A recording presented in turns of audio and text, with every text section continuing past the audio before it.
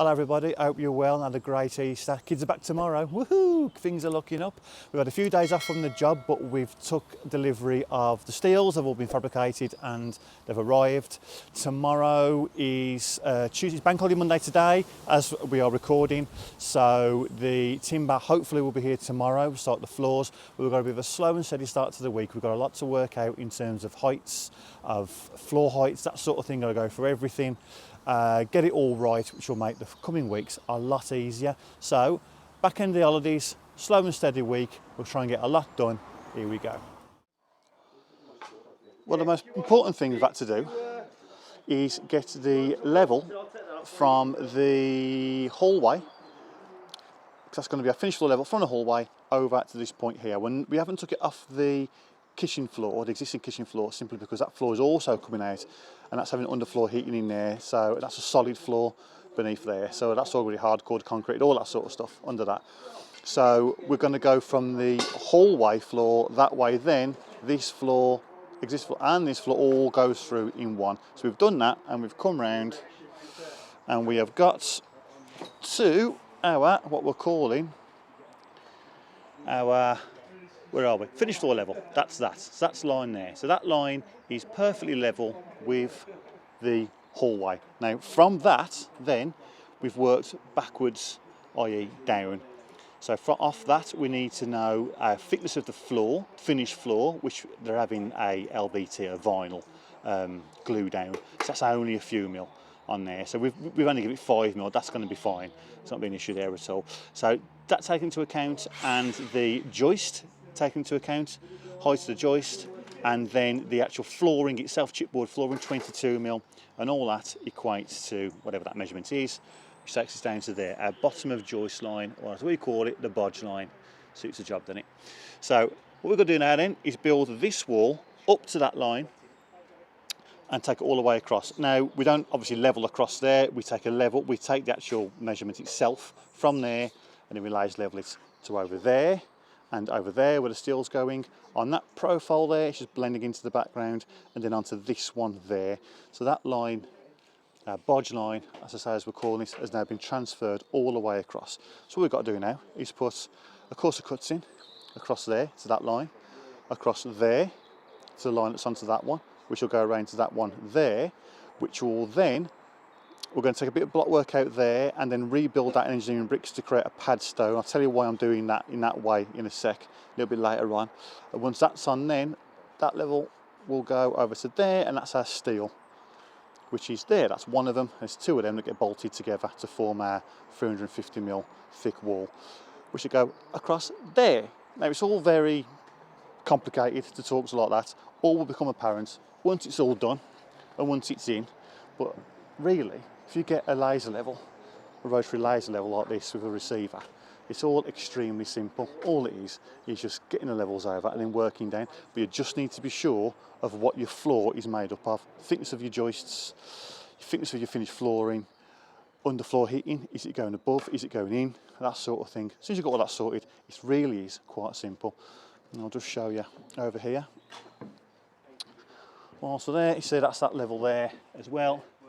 That's our finished floor level, so we get to do our bottom of joist level to the bottom of that. But then that's going to be taken out, that window's going to be taken out and blocked up, gone forever, because on top of that there's going to be a pad stone, and that's where our steel will sit. So that will be that. As I say, it'll all become apparent once it's done. Right, well we've got those in, as you can see, those cuts there. That's all now up to the bottom of the joist height.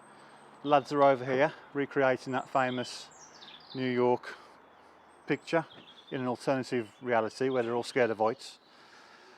Got this up, this pad stone, that's ready for a pad stone over there.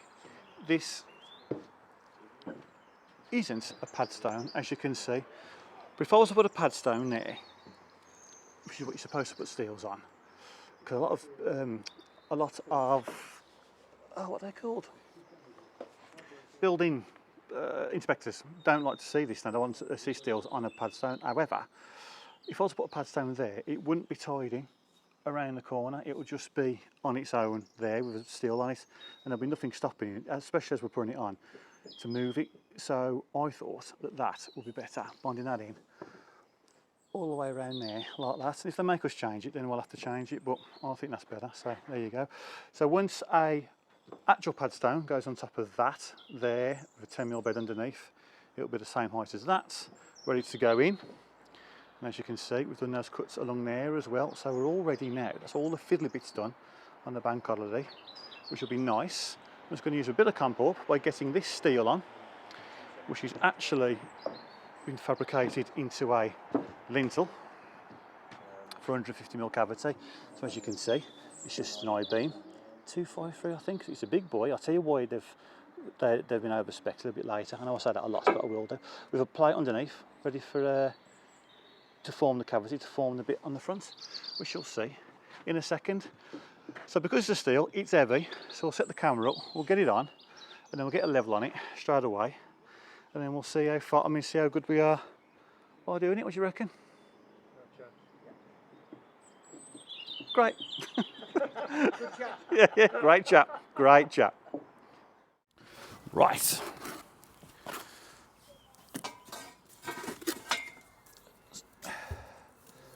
So whenever I put lintels on, I put a proper bed at the back and a smear the front, because I do want the lintel, in this case that's steel, but you know what I mean. I do want it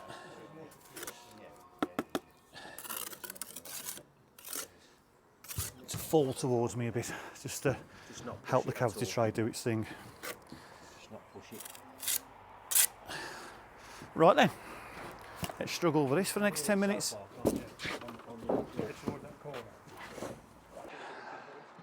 Put that camera in a right good place and go on now, go for it. There's nothing we can do about it, it's my fault, go for it. I can't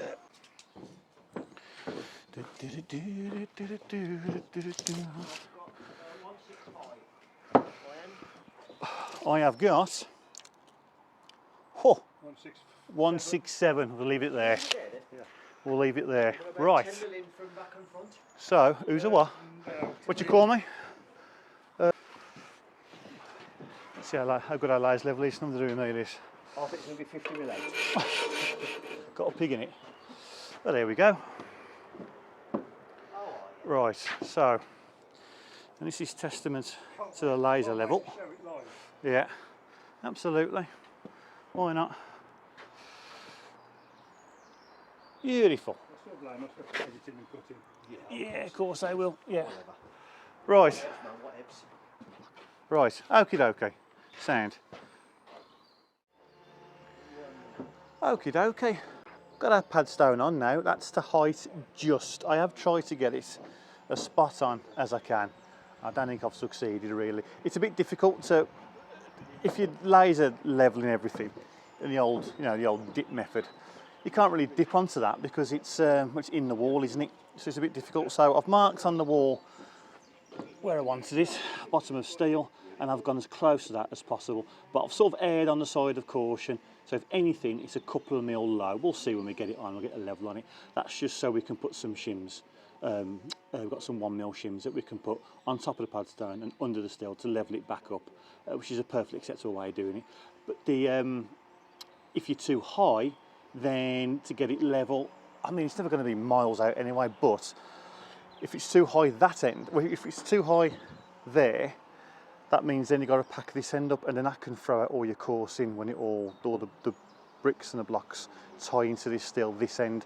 So it's far better to do all your discrepancies, or allow for your discrepancies going into the wall, because any problems you'll never see them, and they won't affect anything.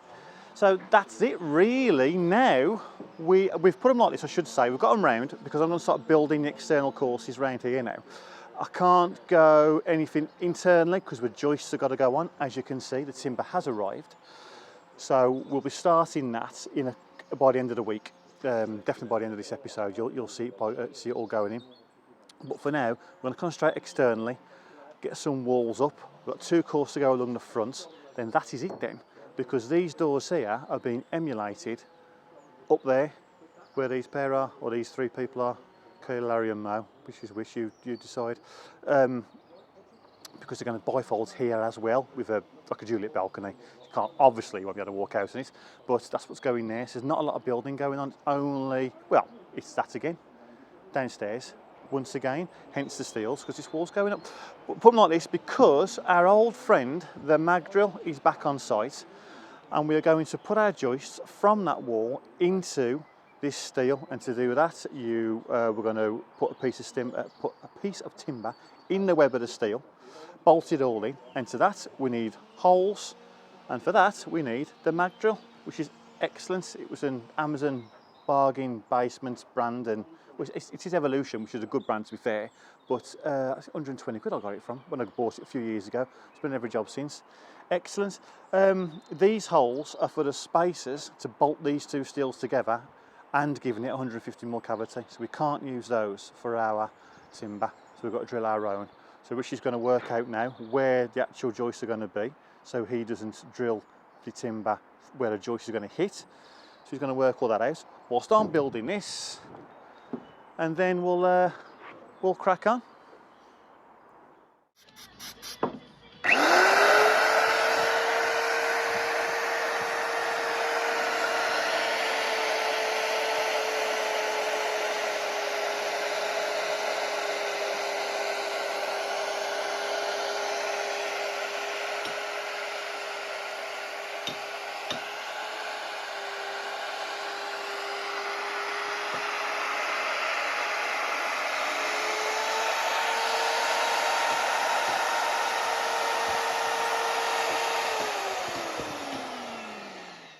You've just seen a little bit of footage there. We've drilled all the holes in these steels now where we want them in order to clamp the timber in to the web of the steel to then catch the jiffy hangers. So what we're doing now is we are now going to set all our holes to make sure they're in the right places, make it easy for ourselves. We've got the opportunity to put them on the scaffold here that we've got ready to go into that hole there, which Adam's already pointed out to you. But the way we're doing it is we've clamped the timber in place, and then we've put the 2 holes either side. Then what I'm going to do, I'm going to drop this down and then mark the holes and drill them all the way through. And then we've then got 3 holes to do, which are the ones you can see here, which have still got the red oxide paint inside them, which will allow for the spacers to give us to maintain our 150 cavity. As you can see here, what we've done is I've drilled a big hole. I've marked them when it's clamped. I've marked them with the drill and then took it out and gone through with a larger drill bit to allow me then to get my 24mm, this isn't the one, this is a 17 for those little bolts, but a 24mm in the hole like that. So then what we can do is I can get this timber, clamp it in place with the small bolts, then get the big all thread that goes all the way through for our spacers and put it into that hole there and push it through, put the nut on, and then rattle it through the other side and clamp it together while this timber's still in place. And then because I've already marked this hole in situ with everything else, it should all, fingers crossed, line up to then put the other timber in place on over the top of this big thread. And then I can then get my hand in the cavity, because it's obviously going to be 150 space in there to hold the bolt to the little bolts up. So I'll do that now, and then we can hopefully show you next us put them in place and how easy it is if it all works out. Right then.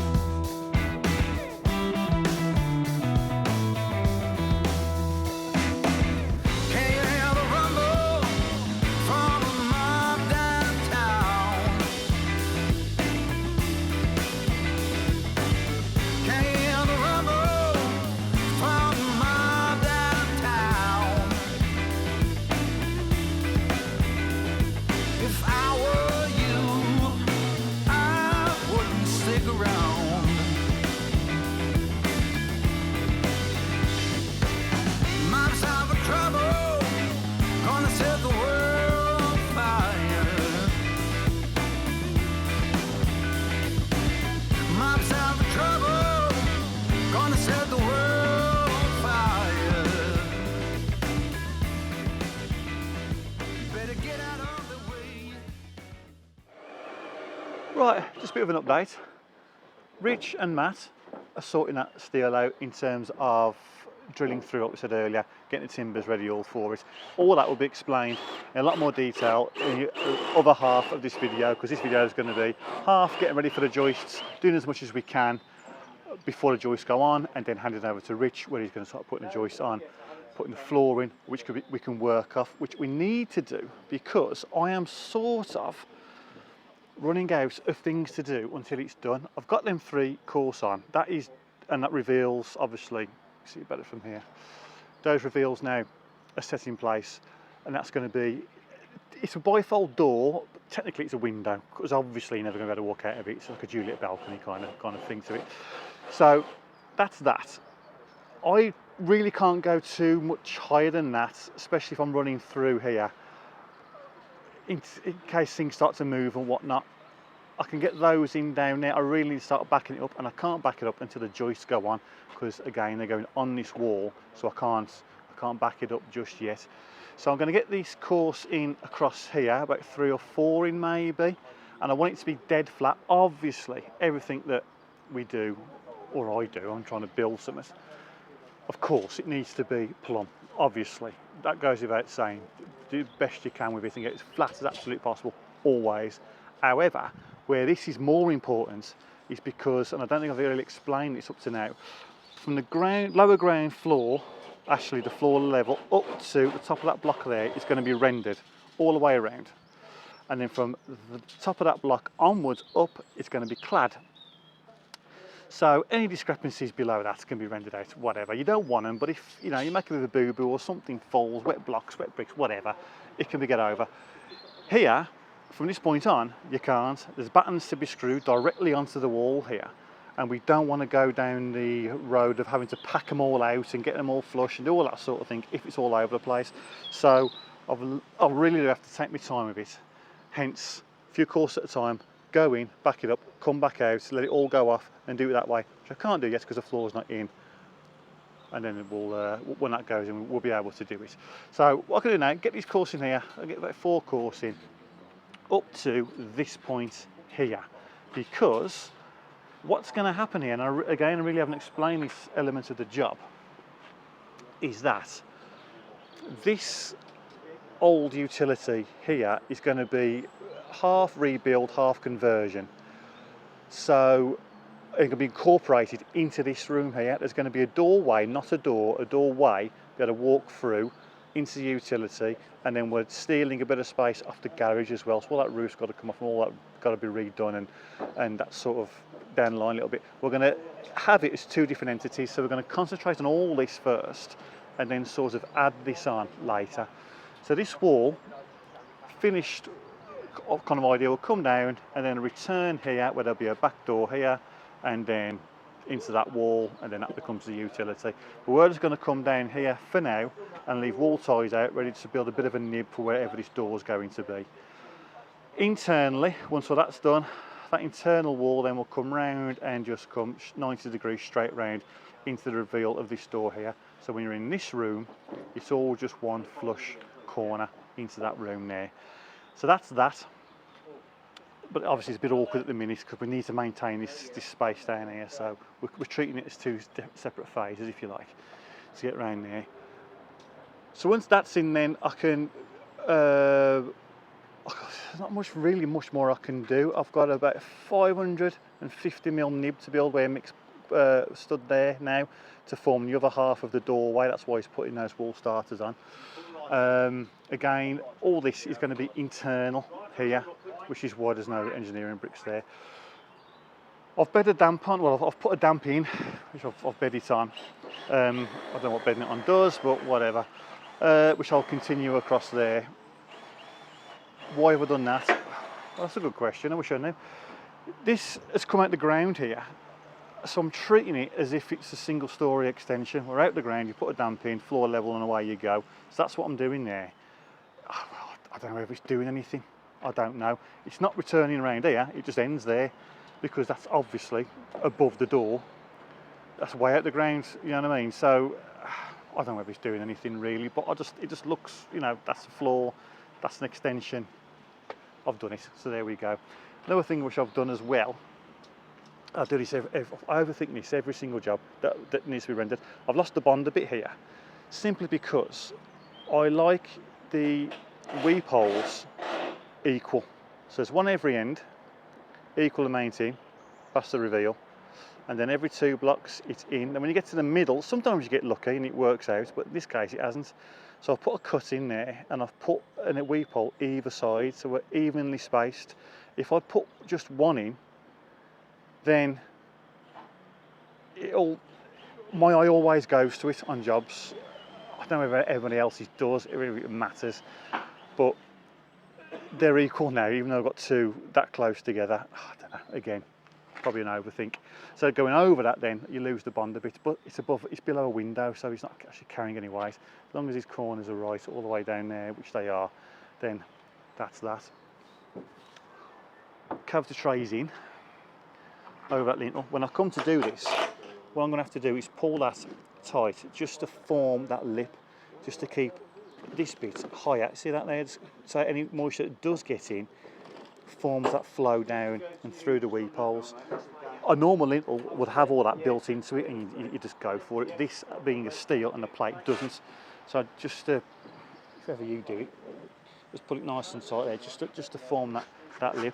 However, what does the cavity tray do? I don't know. That's been clad. What moisture can get in there, I don't know. I don't know whether they work or not. You can't not put one in on a 2-storey extension. On a single storey, I don't put them in. The building inspector doesn't want to see it, he's not bothered, because that roof is going to come to there, and that's roof finished. If any moisture is getting in there, we've got a leaky roof, which is, you know, that's a different problem altogether. That's not what a cavity tray goes in for. So, you know, don't bother. It's just pointless, absolutely pointless. So there we go. That's you up to date. I can get these in now. Oh, one thing I didn't show you. Putting this profile up here. Again, I want this as flat and as plumb as absolute possible. So that's where our wall will be ending.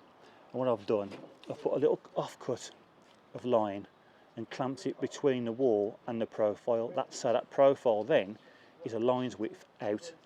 If I didn't do that and put it flush to the brickwork, and then plumb it up, then by the time you put a line on it and then build a line's width away from the line, you're leaning ever so slightly. I mean, it's minimal, absolute minimal, but we don't want it, because when it comes to this end, the whole wall then will spiral ever so slightly.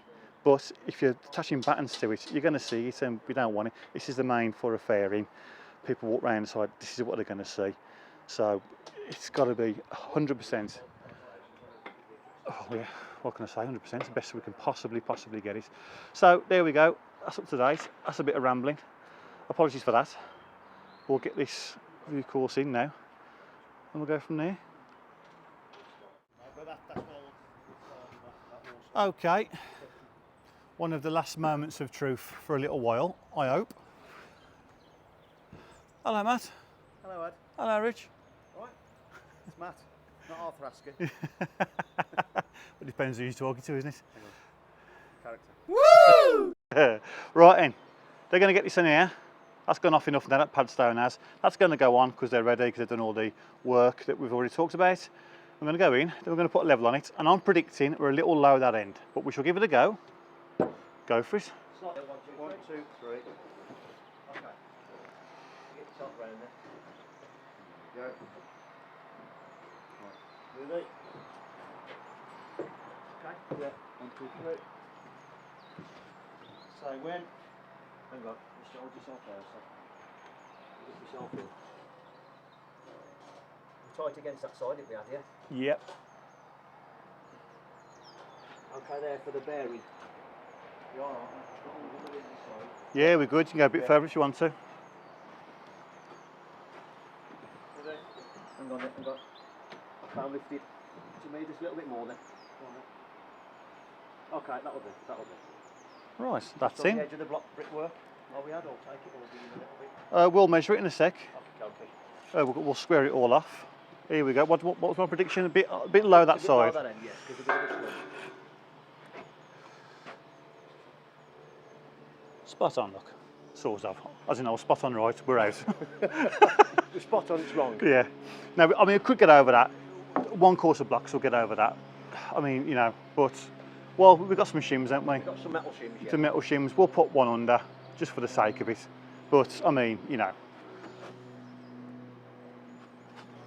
That ain't too bad. That ain't too bad at all, really. Exactly where we thought it would be. Right, and so we'll get another one on. Next to it. That one. Next to that. With the spaces in, that Rich has already talked about. Get it all together. That will then form our 2 skins of wall. And then that completes 3 sides to our building. And then we're up, and away. Ta-da!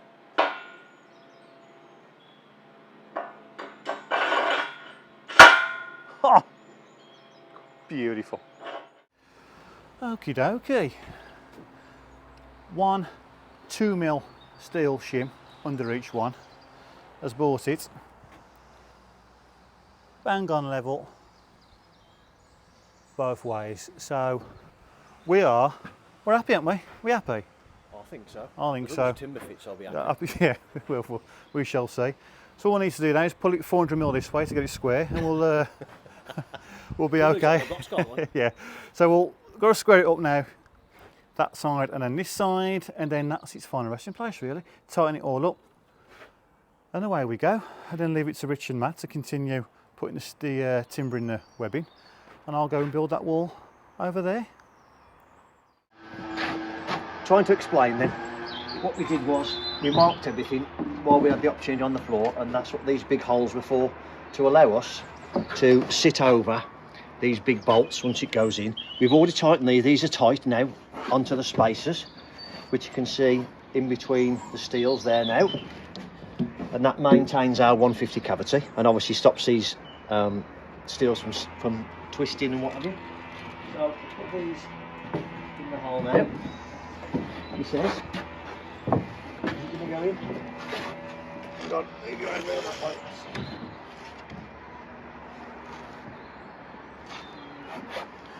Right, so what we'll do there, Matthew, we'll stop there because I need to cut a little bit off because it won't quite go in the gap. If I just drop it back and show you, it won't quite go in there because we can't move it to the right because of the poles. I need to go that way with the timber, but I can't quite do it. So what we'll have to do is we'll have to cut this down so it's the length of the touching the brickwork there. So we'll do that first, and then we'll show you putting it in the hole. Change of plan. Matthew come up with a great idea. Let's just slacken off that thread and push it in instead, because the hole's big enough, as you've already seen. We can actually get this in there to tighten the bolt up after anyway. So it's a great idea. He doesn't come up with them very often, but that's a great idea. Right then, Matt, come on. Let's get this in there. Straight in, look, like you meant it and everything. There we are. So now we'll push this back through. Right. No, that's the reveal then. That's what they're for.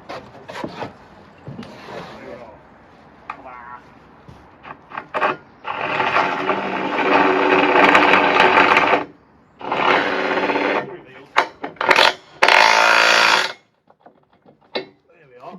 That's tight again. And now, what we do now is we get our in there, put our washers on, put our nut on.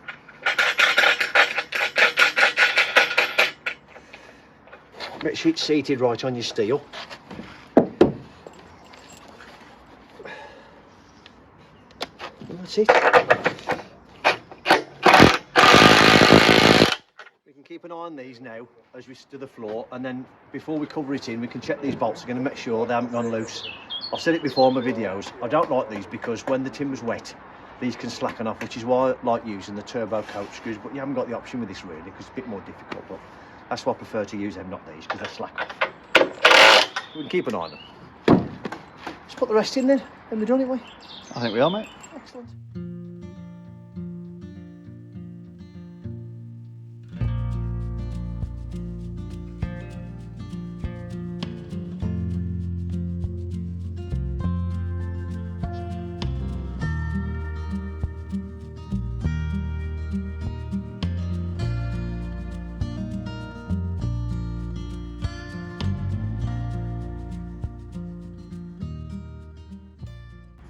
So as you can see on the footage now, I've just finished cutting out the socket to what will then take the 999x2, which is going to go across here to carry the trimmer, which will go that way for the staircase, and then ultimately carry the floor onto that steel joist hung and onto that wall in pockets. As I said, I just we just stitch drawed it and then broke it out quite easy really. And then the aim is then to come from there, that hole there, and sit on top of this steel. Now we know, Ad's already talked about it, we're a little bit lower, but as it's worked out, it is what it is. We can put metal shims on. It's going to be bricked in and blocked in anyway, so that's not a problem. We're happy with that. We've got plenty, various size shims to sort that out. We've already started to load out, ready for when Ad gets here. Mix is already on. I'm going to set out now my 400 centres from that end again, which I did originally, if you remember, when I set the bolts out, so I didn't hit a bolt when I put my jiffy hangers on. So I'll come from there across to here and then make sure, or find out, sorry, where we are with regards to 400 centres, to then give Ad a chance to put his blocks in and allow the cut to put the timber into, so we can at least continue across there with his thermalites, which I think is a bit of a plan today. He's going to set it out for now before the scaffold goes up in a couple of days. Just going to set out from there, overhand off this scaffold, just to get all this corner in, just to set it out, maybe 2 course maximum, and that'll be it, I reckon. Tie this this corner in here, which he can do. He can run that up a good couple of course. I don't quite know how many, but Mick's got the wall starters on there ready for him. So we'll, as soon as he turns up, fetching some materials, we'll get cracking, and then we'll start putting some timbers in, ready to start setting the floor out, and then hopefully start putting some timber joists in. That'd be nice. Oh, I am excited.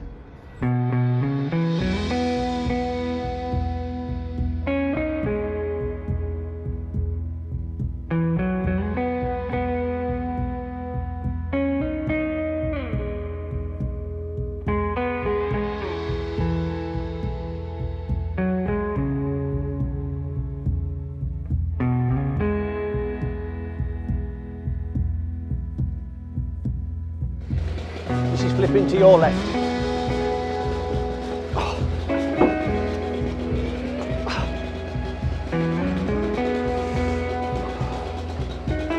That's it then. Drill them all in. Yeah, so they'll all be. All we'll do now is we'll pull them apart a little bit, let the drip off a little bit, put a bit of adhesive in there and then down together. Put them on the beam first because it means they sit flatter. If you do it on the floor, that can be separated, so it's best to do it like this.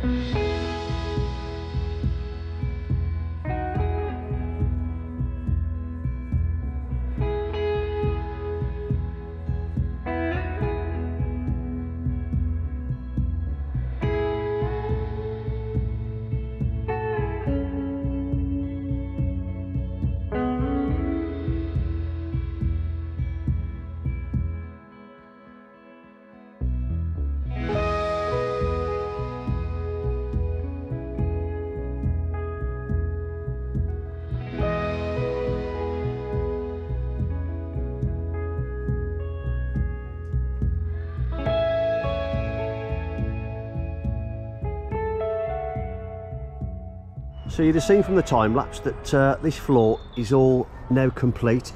We've gone through a bit of pain, or I have, trying to get things level and flush at the top or flush at the bottom. Failed a little bit, and the reason being is these timbers, because of how wet some of them are thicker than others by 3 or 4 mil, do we reckon? They are, aren't they? 3 or 4 mil difference in height. So I can't get them flat on top or flat on the bottom, or even in some cases completely 100% level. So I've spun my head a little bit and had to just have a word with myself and stop doing that, as we wouldn't have finished.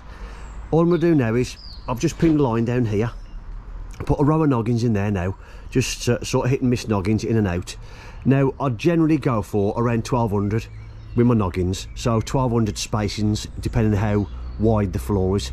In this instance it's 40 or 30, no, what was it Matt, 1345 to centre from our triple, so I'm happy with that.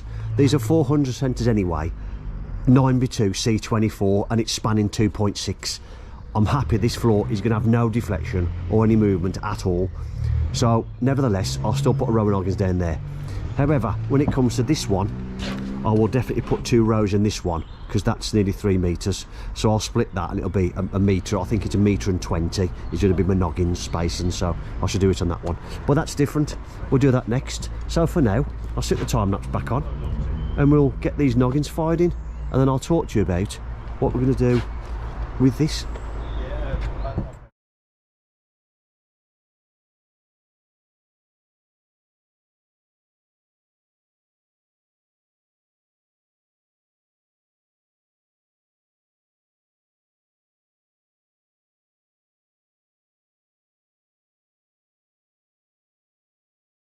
Take advantage of the lovely sunshine this morning.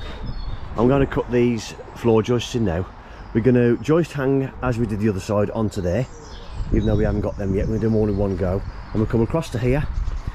I'm then going to cut a notch, sit it on here, cut a notch up and over this, and then have a potentially 70-80 mil horn, if you want to call it that, overhanging about 100 mil. We did the same on the warm deck in Stourport. If you want to look at that video, it's on the screen now. But the reason I'm doing this is because we have got to form a drip, and rather than having to take blocks off and cut all the outside block down to run a full timber through, there isn't any need to carry a little bit of fascia, bit of capping board in this instance. That's what we're going to do. I've got my timber on there ready. I'm going to mark and create a pattern. I'm going to try it on there. So let's get on with it.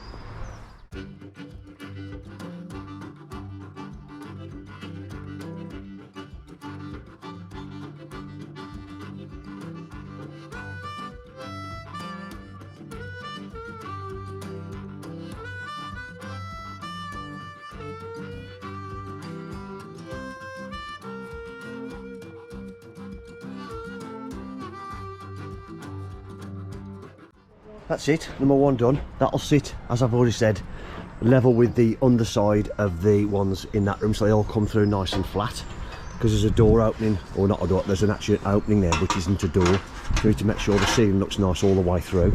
And then, as I said, that'll just sit on the brickwork, on the brickwork like that, and then go over the top of the outer block like that, and then that bit there will then stick OSB onto that to form a backer. And then capping board will go onto that, and then gutter will go on that. That may get cut down a little bit more, but we're allowing for a little bit of vented soffit on there. It may be that we just get the 40 mil stuff to allow us to vent this, because it's a cold roof, and as you know, if you don't know, every cold roof has to be vented properly, and we'll have to do some kind of vent here, which we're yet to source, with this being a flat roof. Obviously a pitch roof, there's products there, but we'll have to source something for that. If we don't, we'll have to manufacture something and then fiberglass it in. So there we are. I'll cut the rest of these now, and then we'll start putting these on.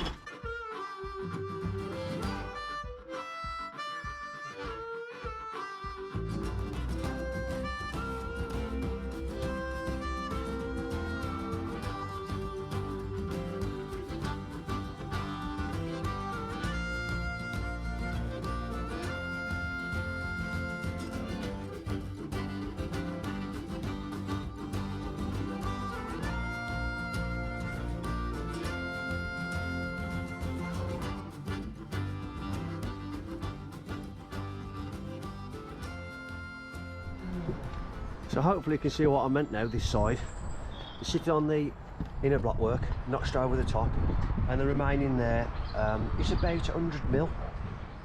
So that'll go all the way across like that, and that'll then be cut off, all plumbed down and levelled in, ready to receive some kind of fascia.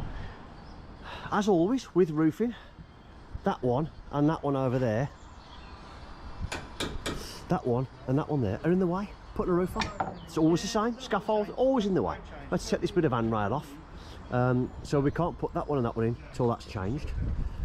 So we can't do any more. We've put noggins in. We've gone for the old staggered noggins so we can get full nails on. Happy with that. What we're doing now is we are putting the jiffy hangers on. So if I go around this side, Matt and Mick are two-handed approach, put them on nice and tight and then tacking with one nail either side. I'm then going to go back onto this side and start using the PPN that we've got, the old positive placement nailer, to fill all this in now. So there we are then. I shall now hand you over to Adam.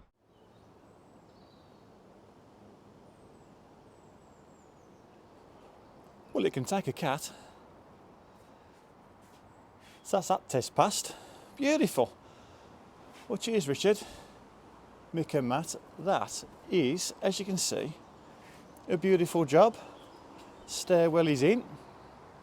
That one there is just loose. There's no joist hanger on that, as you can see, because that one might have to be moved a bit further away in order to accommodate the stairs. That's only in temporary. But there we have it. That is the floor in, essentially. And as you've seen, if I take you around here, so is the roof, essentially. A bit more work to do on here, apart from the obvious that we've already gone through. There's a bit more structure to go in as and when the roof around the perimeter, only because, as we keep saying, it is a terrace that's going to be walked on, which means it needs handrail here in the form of glass balustrade, and that is going to be fenced off, 6-foot fence across there, which needs more structure in the roof to take it.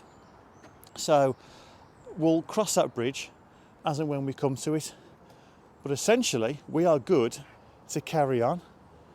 It's a beautiful day today. However, it is the 7th of April, so you are fully up to date with this now. So there's nothing more to show you. So as from tomorrow, next week's episode will be the full week as we know it. And what we've got to do is get this up now, get up to height.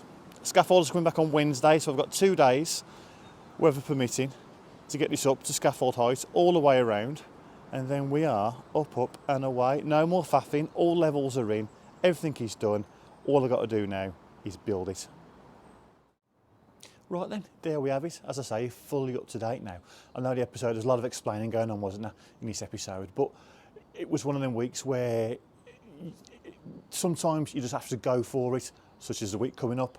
But sometimes you just got to sit back and just work everything out to make the following weeks a lot easier, and it was one of them. But it's all worked out very nicely. And you can see from here, we'll just show you what I meant by that pad stone up there. Imagine if this was a pad stone and you've got that joint there, it's not tied into anything. So I think by doing it with brickwork there, I don't know whether you can see, at least that corner now is tied in. Whether they pick us up on it, it can't be engineering bricks under a steel, then we'll have to change it to however they want it to be done. But on the face of it, I think that's better. So we'll go from there and we'll take their advice on it at a later date. The roofs are in, on the floor is in. Again, I keep forgetting it's the roof and the floor.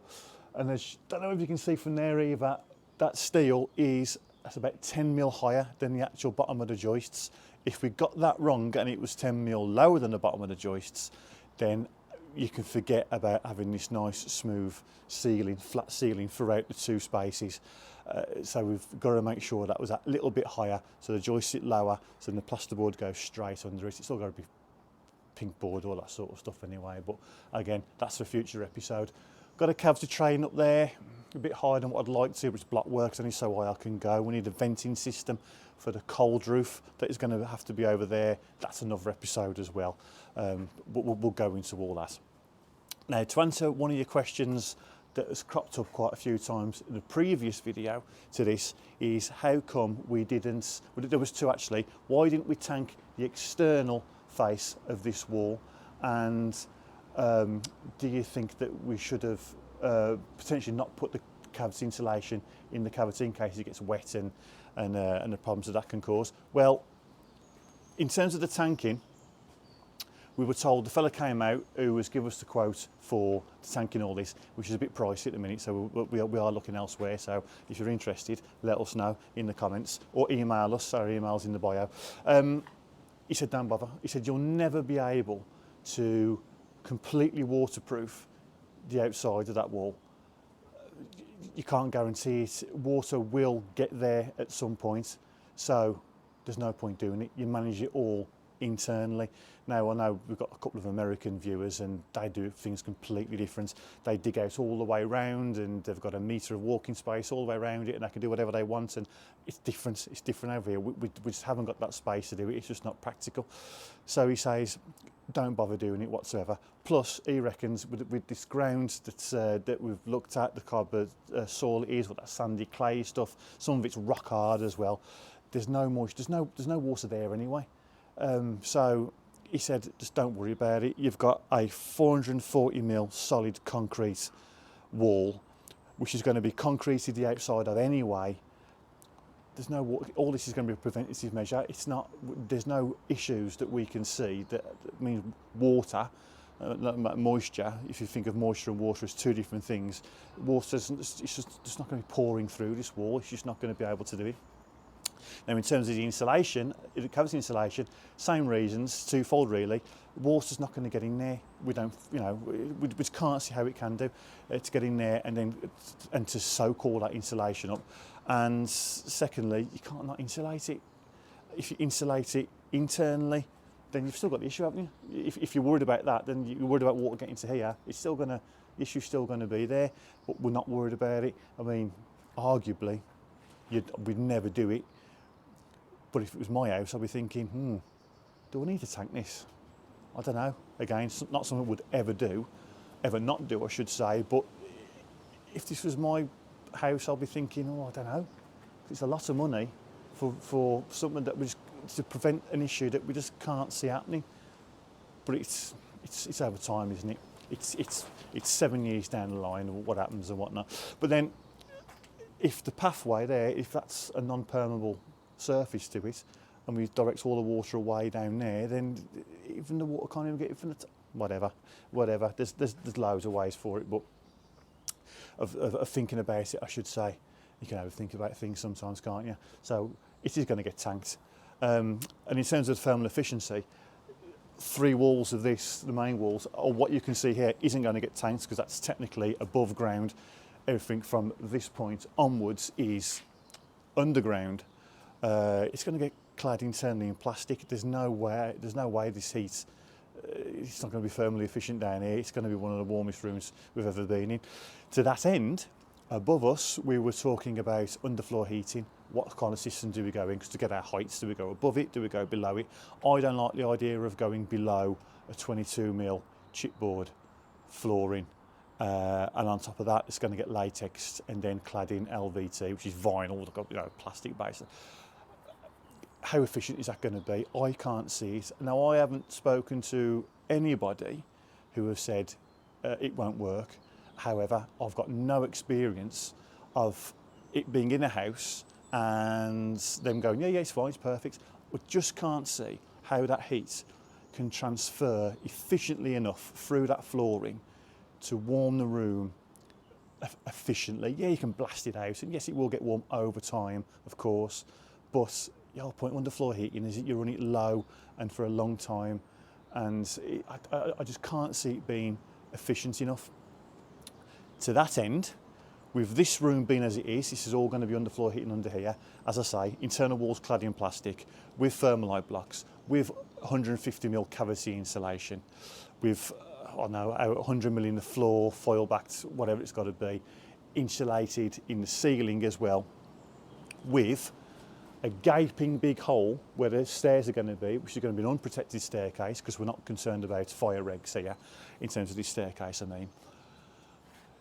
That heat is just going to go straight up into the room above us, which again, thermalite blocks, 150mm in cavity insulation, 120mm in the roof. That's going to be a warm deck, vapor barriered.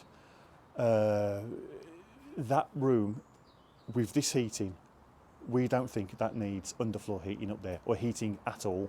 we think it's going to be fine, and I'm going off the experience I've got at my house for this. I've got underfloor heating in 2 zones. We've got the log burner, and I've lived there for a few months now through a winter, and I know how well insulated it is, and where the heating goes on and where it doesn't, how low it goes. They're not going to have an issue with there. Up there, we've not having any heating in this space. Now that wall, which is above you, you can't see it, where the cat's coming in and out of, that's all going to be knocked through. So it's going to be one big room. That room is going to have underfloor heating in it. So trust me when I say, and I know this from my house, if the heating goes on in there, with the heating on down here as well, then above us, it doesn't need anything. It's going to be totally fine. Of that, I am extremely confident.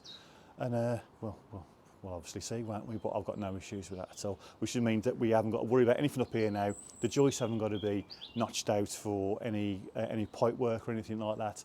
We haven't got to worry about it. We can just crack on and get it done. And it's all going to be ace. So that's that. Long episode again. I realise that. If you don't like that sort of thing, apologies. But there we have it. That's just the way it is. We like to explain things just so you know what we're doing. For customers' point of view as well, what you've been doing all day and done a lot. Sometimes we've had it in the past. Well, we've had to work things out, haven't we? This is it. You know, it's all very well, piece of paper. We've got to turn it into reality and keep it within regs. So there we have it. Right then. Hope you enjoyed that.